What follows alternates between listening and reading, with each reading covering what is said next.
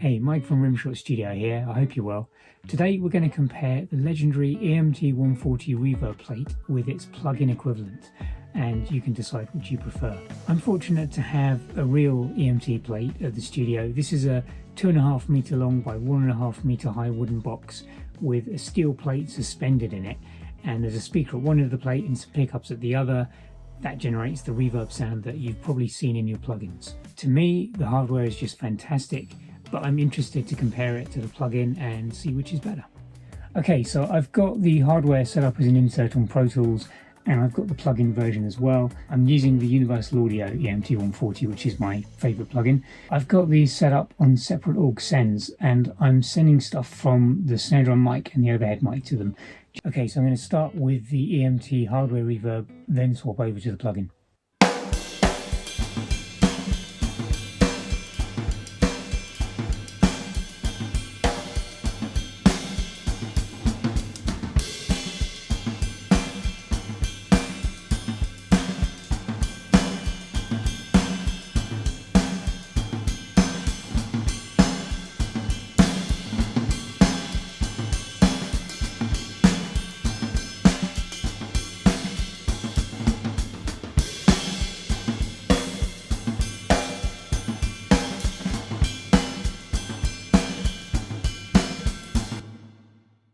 Okay, so now what I'm going to do is solo the returns of the two reverbs. So first I'm going to play you the soloed hardware reverb and then the soloed plugin reverb.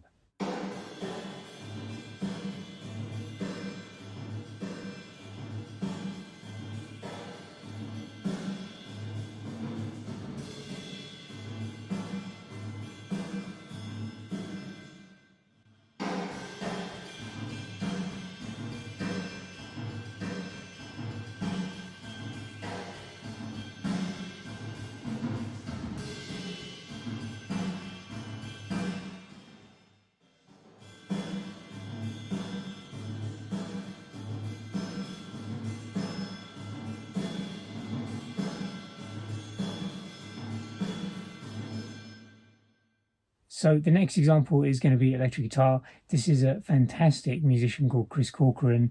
Details to the album that this track is taken from in the comments below.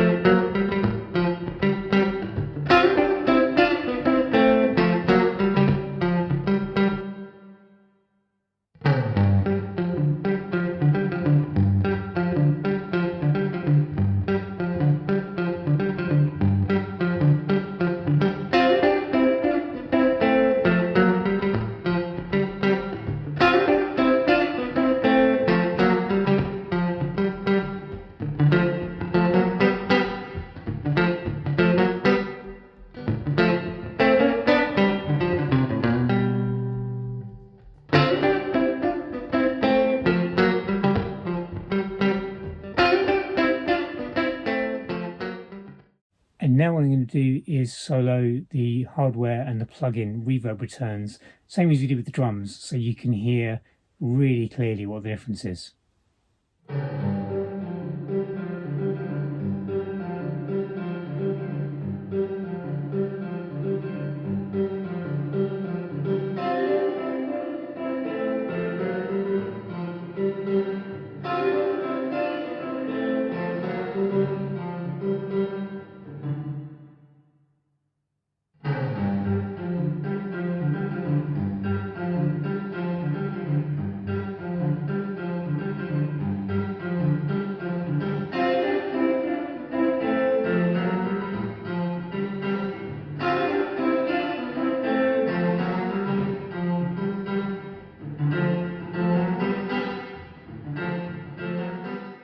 The real plate has some extra depth that I love. It has less of a build-up of some fairly obnoxious frequencies that I'd be inclined to EQ out. The other thing that I like is the unpredictability with it. Depending on the weather and the humidity, that affects the reverb length and the timbre of it as well. Not something you get with the plugin. So is it worth having the hardware? Well, for me, nearly all of my records that I grew up with that I love have got the sound of an EMT plate reverb on. I just absolutely love the sound. So yeah, for me it definitely is. For a lot of people, probably not. I think there are those times when we just reach for the plug-in because we've got to get something done quickly, and it's something that's sort of buried in the mix, so maybe people aren't going to hear it that much anyway. But you know, there have been times where there's been like a jazz ballad or a soul ballad, and the reverb can really be front and center on something like that. And on those occasions, it's really nice to have the real thing. If you've enjoyed this, please hit like and subscribe. You can sign up to our mailing list below. We've got discounts on mastering and some studio sessions. Thanks for watching. Look after yourselves and each other.